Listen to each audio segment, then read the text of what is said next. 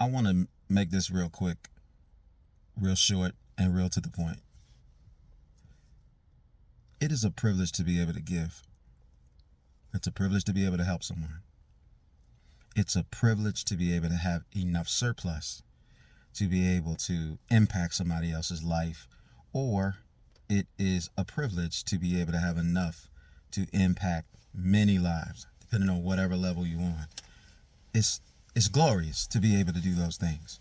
And I want to talk about I want to talk to the people who are out there, who have made it, who can do something for someone and choose not to. I want you to know and understand that when it comes to this economy that we live in, an economy functions because of rich people and poor people. There has to be poor people in the economy for the economy to function. And there has to be an overwhelming number of poor people for an economy to function. This is why America can easily fix the homeless problem, but they won't. They will bypass going to help the homeless, and they will spend that money abroad easily, very easily. And so, because they understand how an economy works. If you go back and you read in history, Mansa Musa was very generous with his wealth, and he used to break economies because he would take his gold and he would give it to the poor when he would travel. So if you go back and you look at your history and you wonder why certain things are happening the way that they are, you wonder why certain things America will not fix and make excuses as to why they don't fix them, it is because it is in their long-term best interest in terms of the elites to have it this way.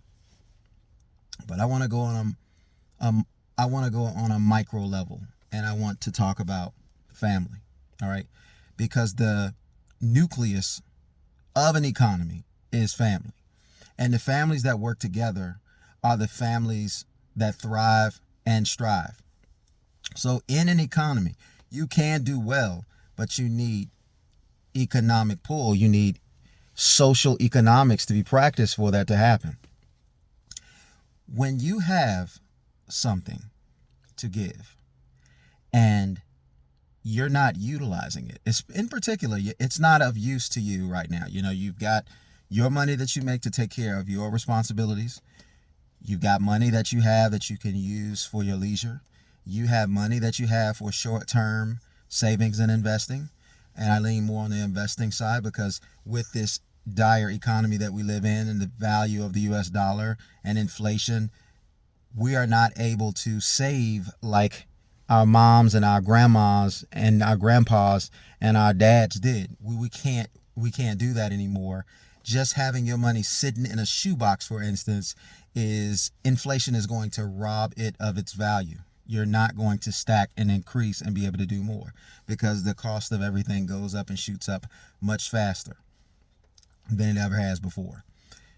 But what I'm talking about is you've got your short-term investments, your mid-term investments, your long-term investments, whatever that portfolio looks like that address those things. You have enough money to be able to do those types of things.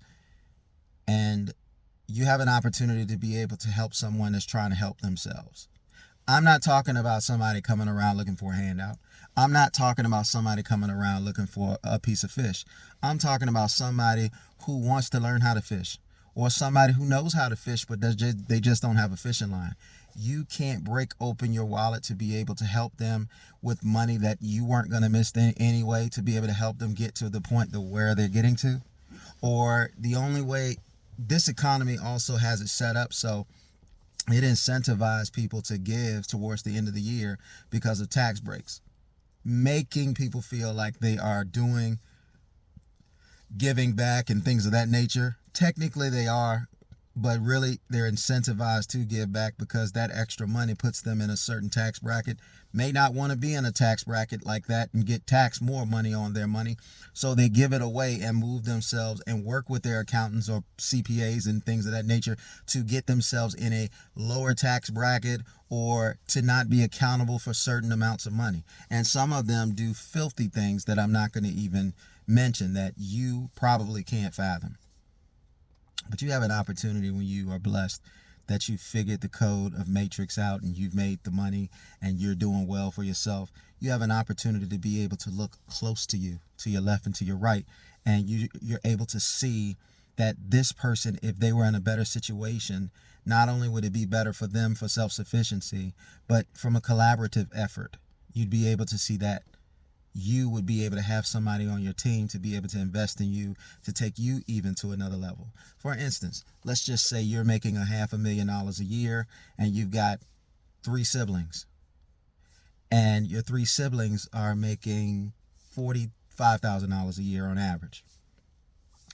You can't get with your 3 siblings that are making $45,000 a year on average and try to explore some of their dreams, their ideas, desires, sort of like when you go to a bank for a loan and you have to have a business plan. You can't encourage them to reach for their dreams if they have them. If they don't have them, that's one thing. But if they do have them and they want to go to the next level or whatever the case may be, you can't get in on that to try to help them. So that instead of you making $500,000, maybe this one is, maybe you help person A out and that person had a plan and you got in on it and you helped them, and next thing you know they're making $400,000 a year or whatever the case may be. Or are you afraid that if that person had the resources they needed to fund their dream, that they would make more money than you?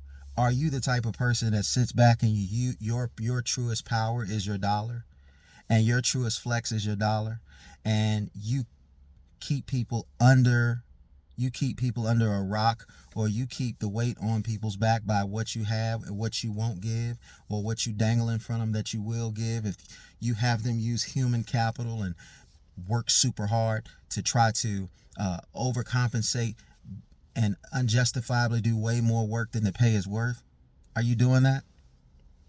What's the reward for you? What is the reward for you for doing that?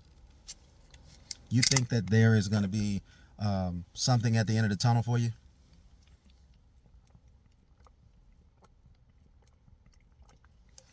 Excuse me. How much does it cost for you to live?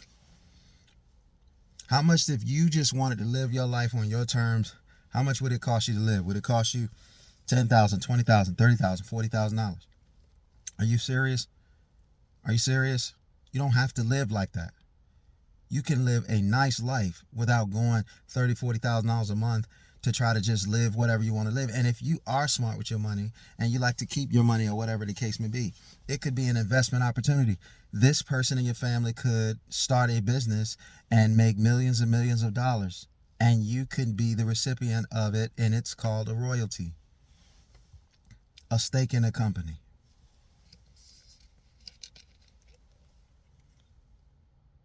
But you'll put your own selfishness, or you'll put your own need to be on top.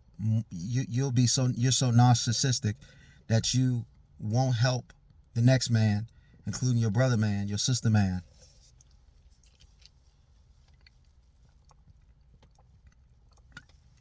What happens when your brother or your sister gets in trouble? You don't even want to help them. You have a problem and you don't even want to fix it. If that's you, go to hell. Go to hell. Because the world doesn't need you. The world doesn't need you to sit there and figure it out only for your selfish gain. You're supposed to be a channel blessing. You should have it in your heart to want to channel your blessing to somebody else. Want to be able to help somebody come up. Nobody's telling you that you should give out handouts. Nobody's telling you should give out food. But if somebody wants to fish for themselves and you are in a position to be able to take them and put them in a position of self-sufficiency, not only does that take the weight off of you when something comes up, because every time something comes up, you're the only one that's got money. You're the only one that's got money, and everybody's coming to you. And you get upset because everybody's coming to you. This person died. They want you to help them bury them because they have no life insurance. This person is in a financial rut. They want to call you and they want to ask you. And it's just like, do you just get your jollies off because people need you? The US dollar goes to kaput, and then everything that you got and all the power that you think you have is gone instantaneously. What you going to do?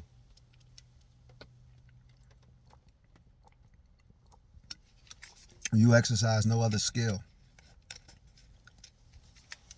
You think he was put on this earth for your enjoyment, or you think he was put on this earth to pass through and make the world a better place? You need to start getting it together.